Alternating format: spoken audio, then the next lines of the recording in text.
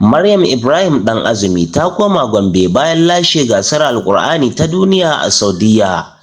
Matashiyar mai karatun Alƙur'ani Maryam Ibrahim ɗan Azumi ta isa jihar Gombe bayan samun gagarumar nasara a gasar King Abdulaziz International Quran Competition da aka gudanar a Makka, ƙasar Saudiyya, inda aka tarbe ta cikin farin ciki, annashuwa da murna.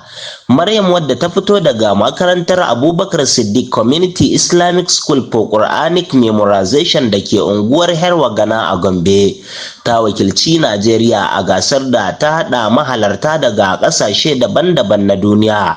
Rahotanni sun nuna cewa gasar ta bana ta samu mahalarta 334 daga ƙasashe 133. A gasar Maryam ta samu matsayi na farko a rukunin mata na Hizb 60 tare da tafsir, wanda ya kunshi haddar Alkur'ani, karatu, tajwid da fahimtar ma'anoni ta hanyar tafsir.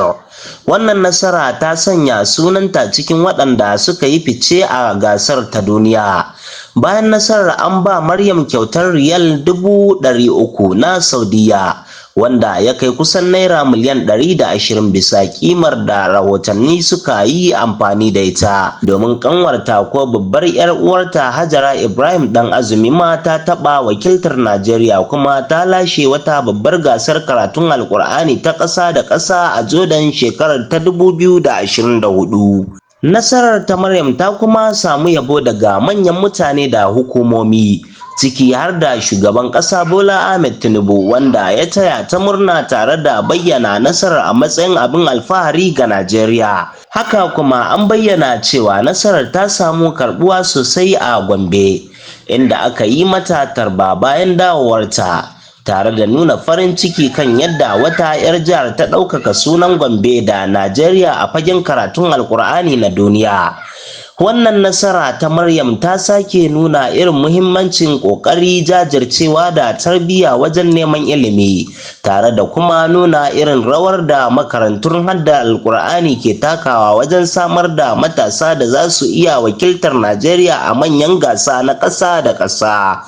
A halin yanzu, nasarar Maryam na ci gaba da zama abin alfahari ga iyalanta, malamanta, al'ummar Gombe da kuma Najeriya baki ɗaya.